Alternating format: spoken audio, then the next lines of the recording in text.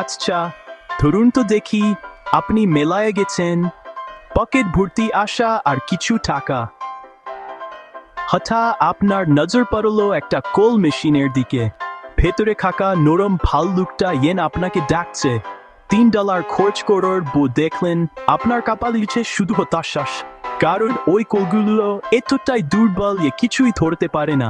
এবার আরেকটা ঘটনা বলি। আপনার বন্ধু বাজি ধরলো আপনি নাকি পরপর 3টা জ্বালানো মরিচ খেতে পারবেন না। আপনি ভাবলেন এই তো বা হাতের খেল। 2 কামড় দেওয়ার পরই আপনার মুখ শুরুলের চেয়েও বেশি গরম হয়ে গেল, সম্মান গেল, আর সেই সাথে আপনার $5ও গেল। কখনো রাত মেটায় অনলাইন শপিং করেছেন? আপনার মনে হলো ওই অন্ধকারে জবলা টয়লেট পেপারটা আপনার অ্যাবসলিউটলি দরকার।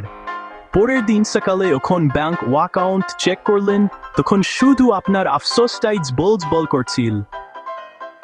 আর নিরাপদ বিনিয়োগ নিয়ে তো কিছু বলতেই যায় না। আমার চাচা একবার আমাকে 50টা লটারির টিকিট কিনতে বললেন। তিনি বললেন, এটা তো সাধারণ হিসাব, হারার কোনো চান্সই নেই। পরে বুঝলাম গণিত মাঝে মাঝে বেশ মজারও হতে পারে, কারণ আমি পেলাম শুধু এক আলাদা হারা টিকিট আর সম্ভাবনার ওপর একটা দারুণ শিক্ষা।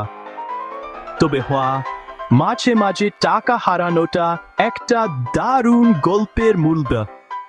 এটা অনেকটা হালকা ব্যথাযুক্ত হাসির মতো, একটা স্মৃতি মনে করিয়ে দিয়ে কিছু সেরা স্মৃতির জন্য একটু বেশি খরচ করতে হয়। সুতরাং পরের বার যখন আপনার কিছু টাকা হারাবে, শুধু মনে রাখবেন অন্তত আপনার হাসিটা হারাননি।